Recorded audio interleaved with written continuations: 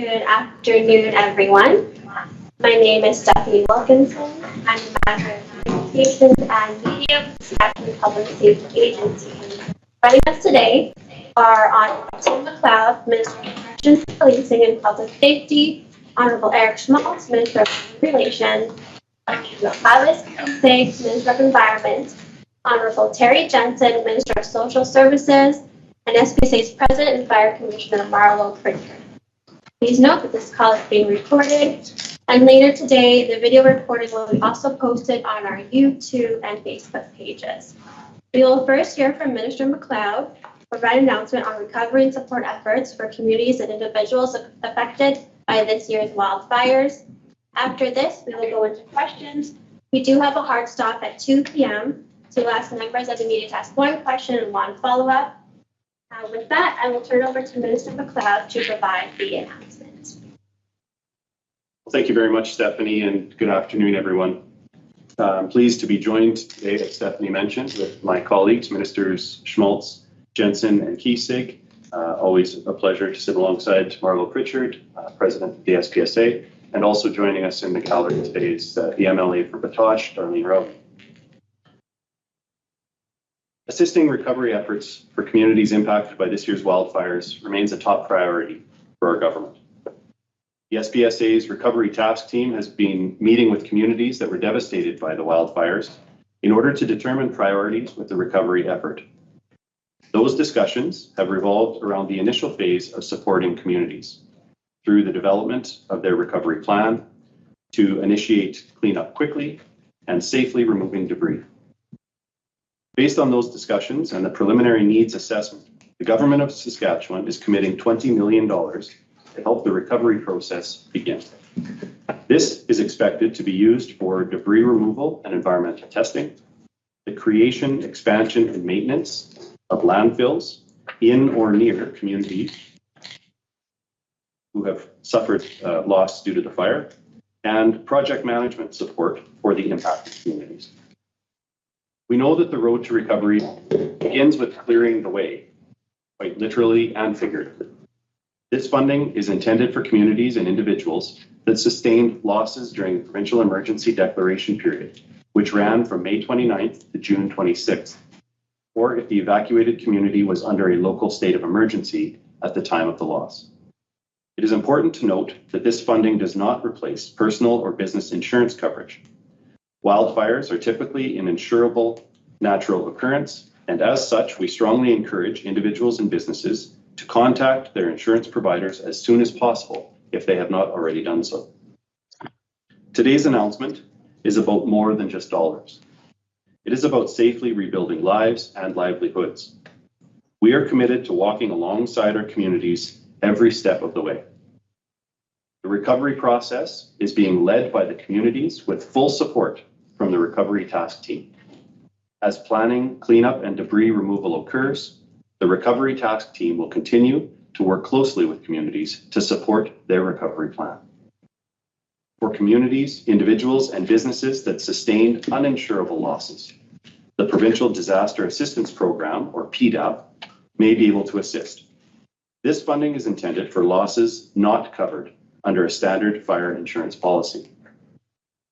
We would like to thank the community leaders and the team members from the Recovery Task Team who have put in countless hours over the past several weeks to build the recovery process together. Meeting with and working alongside communities has been essential for this initial step in the recovery process, and this coordination will continue to be essential as communities rebuild. We continue to see significant wildfire activity, and I want to thank each and every community leader, firefighter, contractor, and volunteer who are putting in tireless efforts to minimize future impacts to our communities from this devastating wildfire season. Thank you very much. With that, I'll turn it back to Stephanie. Thank you, Minister. We'll now go into questions. So we'll start in the room here. So reminder, one question and one follow-up.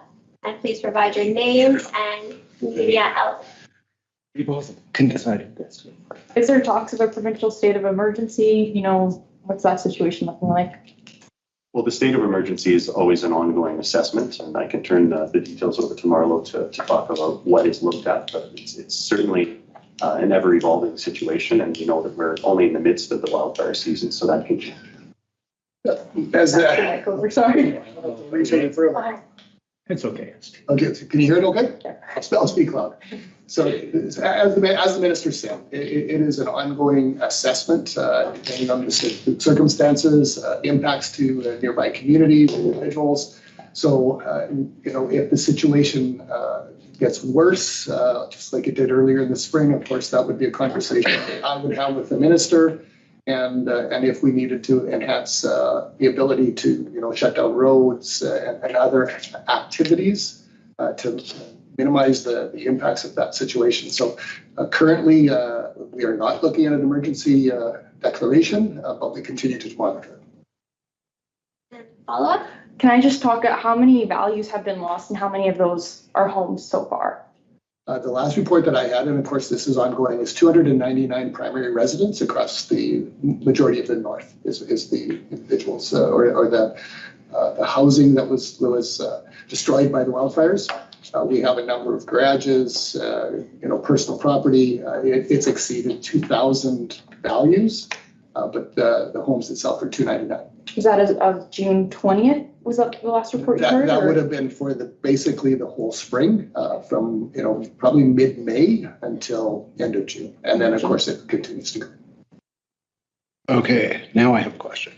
Michael Lexon, Prince Albert Daily Herald. So the situation is getting worse in some parts of the province, in some parts of the north right now again, but it's not as bad as it was before. So would that be a fair assessment?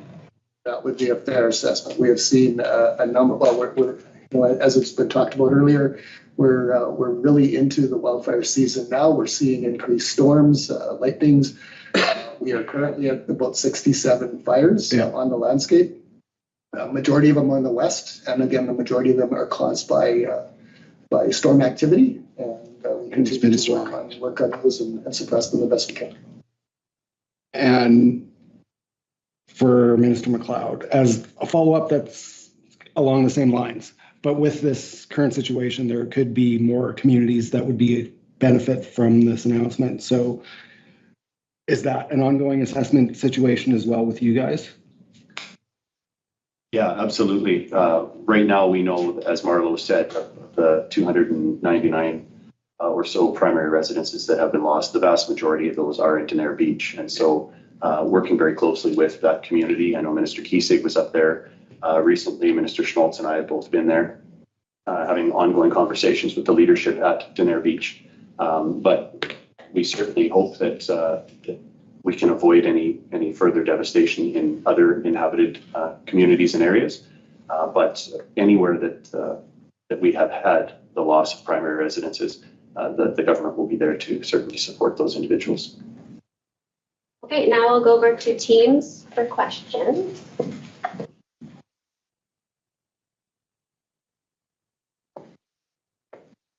Okay, we have Maria up. Please identify your media outlet and one question and one follow-up, please. Hi, yeah, Maria with 980 CJME. So there are reports of English River First Nation and the hamlet of Pachinak being cut off because of wildfires. Can you just confirm which communities are essentially trapped right now and what's the plan?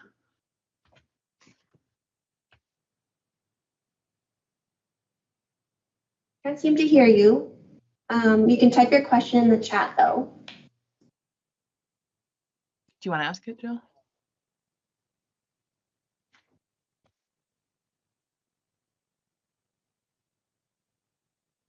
Hi.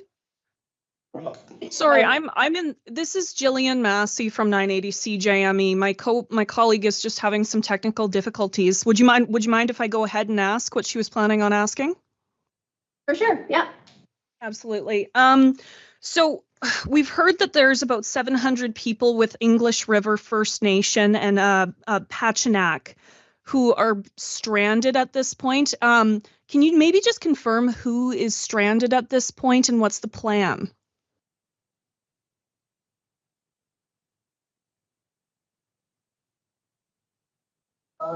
It's Marlo Pritchard speaking here, Julian. Thank you for the question. Highway 918 is closed for Pachinak. We have been in conversations with the emergency management coordinator and First Nations leadership there.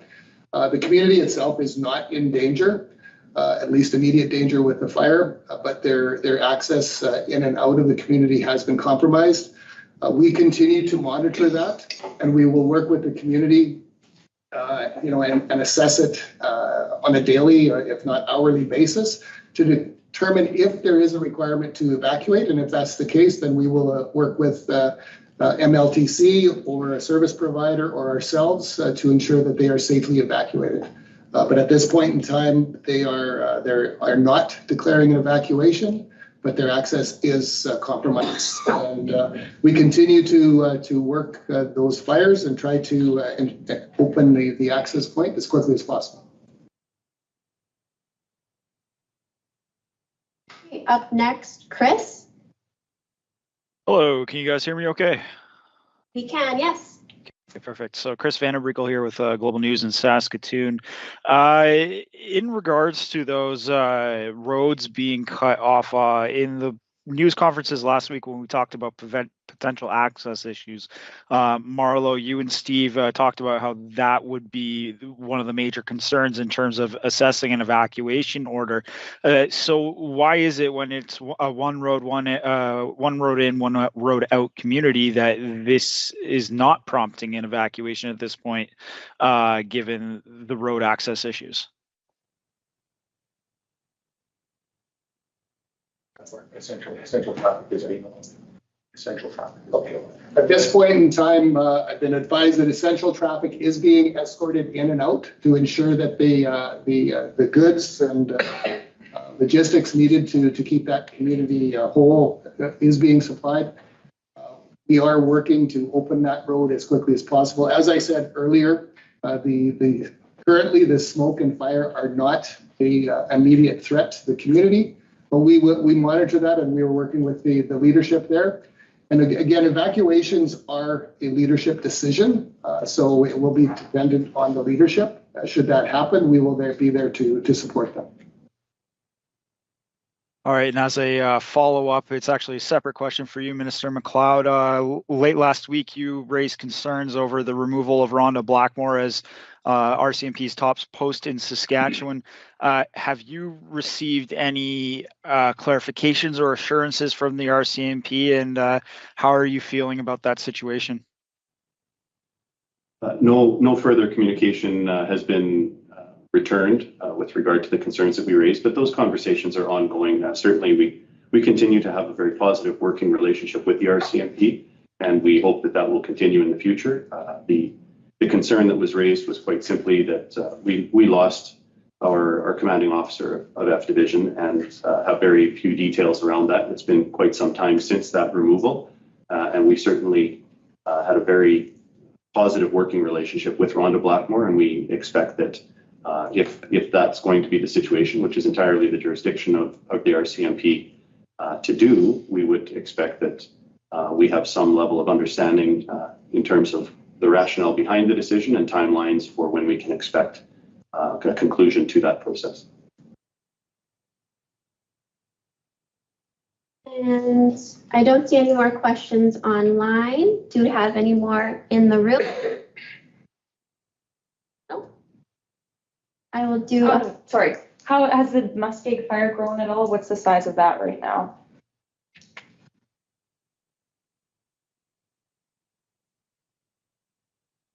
Current size of the muskeg is 23,836 hectares. Is it joined with any other fires or anything like that? Any outside resources coming into the province? We have Quebec, and we continue to utilize our CIFC resources to complement our staff. And as of today, we did get 100 firefighters from Quebec. Thanks, Marlo. Chris?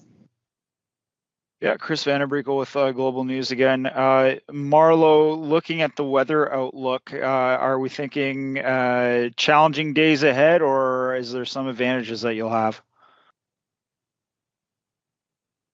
I'll tell you, but that one's probably a good one for Steve to answer, because because I can tell you that the cooler weather over the weekend has helped, but we know we're going into a hotter spell potential, and that's not always good news for the suppression efforts. Is there any updates on the aircraft situation right now? Any ones that are on the ground expecting to be back in the air at all?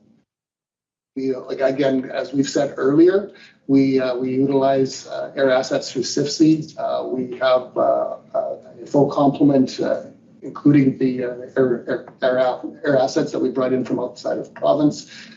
We are continuing our missions.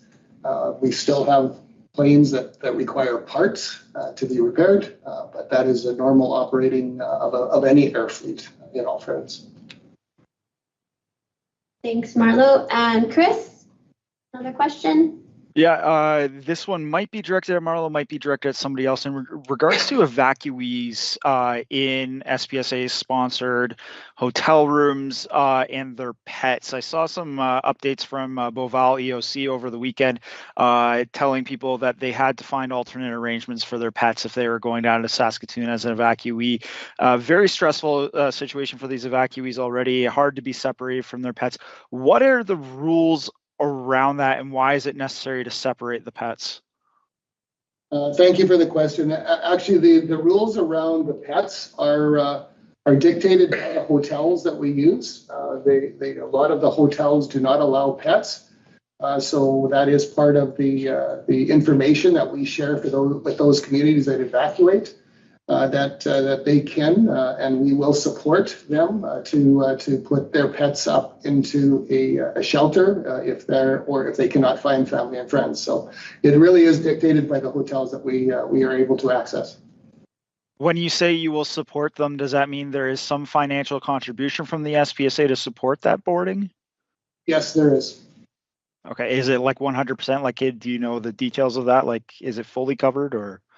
We have in the past supported the evacuees' pets and the housing of the pets if they cannot get with family and friends. Thank you. I don't see any further questions. Oh, there's an issue with the mic. You can type your question in the chat.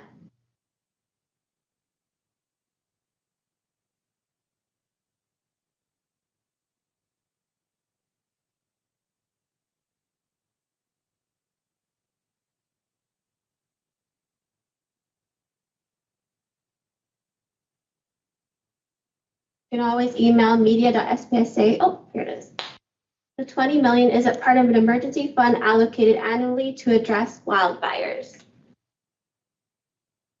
Thanks for the question. The $20 million is new funding committed by the government of Saskatchewan with today's announcement. And it highlights the fact that the government is bringing an all-hands approach to the recovery phase to assist communities that have been devastated by these wildfires. And that's why I'm joined alongside today with ministers of environment, social services, government relations. We have partnerships with this process with the Ministry of Crown Investment Corporation.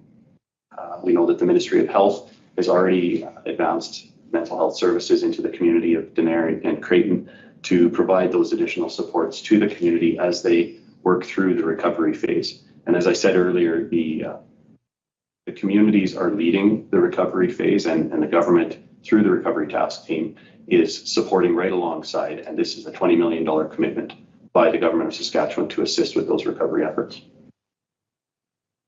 Thank you, Minister. With that, we will conclude today's media availability. Have a safe rest of your day, everyone.